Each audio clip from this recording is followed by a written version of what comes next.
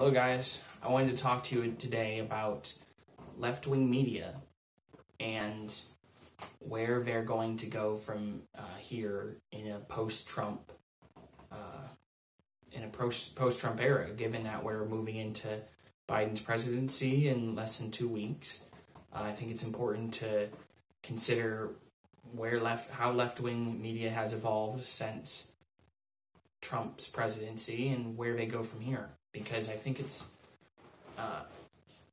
because to say that Trump's presidency has shaped, I would say that Trump's presidency has shaped left-wing media considerably more than even right-wing media, because you have since the very beginning, Trump probably wouldn't have been in this position to become president anyway if it weren't for the fact that left-wing news sources such as NBC and CNN were giving him empty podium time.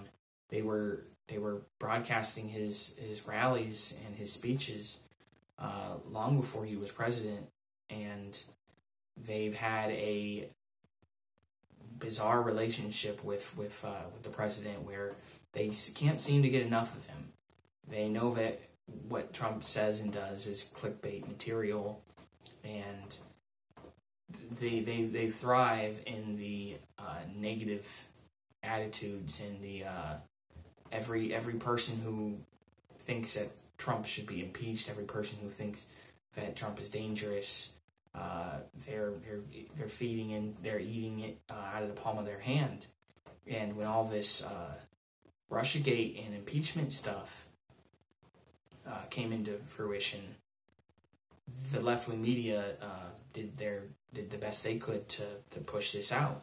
So you have a left-wing media, you have them that they don't seem to put. They're much more interested in what they're against than what they're for. So you have them. They're very against Trump, and they're very. But they rely on him for their ratings because Trump has. You see, when you have controversial figures in office, it's going to have the opposing team. Since it's a Republican, the Democrats are going to be much more alert and much more concerned about what's going on in the country than they would if it was Obama as president. Since Trump became president, you have liberals taking much more interest in politics because it was largely,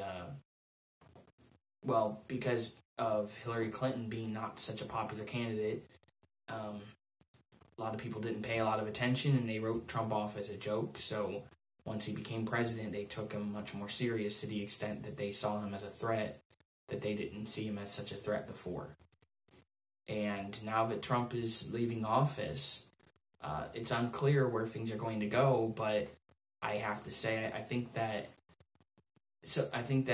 organizations like CNN and NBC are going to see ratings declines over the next months and years, because they have an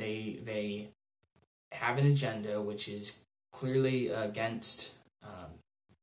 Their agenda is against Trump. They've made that clear, and they have reason to be against Trump. If they want to, if they want to be against Trump, that's fine. I mean, I understand why they have criticism of him, and by they I mean left-wing media.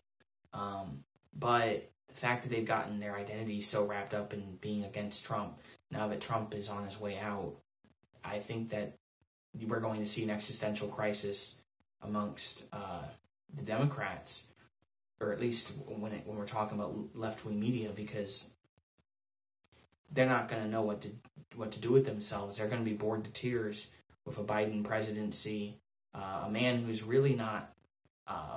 Before the pandemic, I think it's pretty obvious that pre-pandemic Biden didn't stand much of a chance against Trump. I mean, Bernie probably pre-pandemic. Bernie was looking pretty good, but I think that it was going to be tough for any Democrat to beat Trump pre-coronavirus. He had just beat his impeachment case. and things were looking good for him. The economy was steady. He had just beaten the impeachment, so how things went so far south so quick that it was going to be hard for Biden to lose, just because the idea that Biden was simply an anti-Trump vote. I think it's important to acknowledge that a lot more people voted against Trump than they voted for Biden. That the majority of people who voted for Biden were really voting against Trump. So you have Trump having record numbers of voters in 2020 versus 2016, and then the person who beats him. So the number one and number two most elected, candidates with the most votes were in 2020, and the only person, the runner-up was Trump with 74 million votes. Then Biden beats him, but most of those votes, or many of them, were more anti-Trump votes than they were pro-Biden votes. So what you're going to have is left-wing media that are going to be scrambling for ratings over the next few months or years, and they're going to be praying for Trump to get back into the limelight, because truth be told, they make a substantial portion of their ratings just from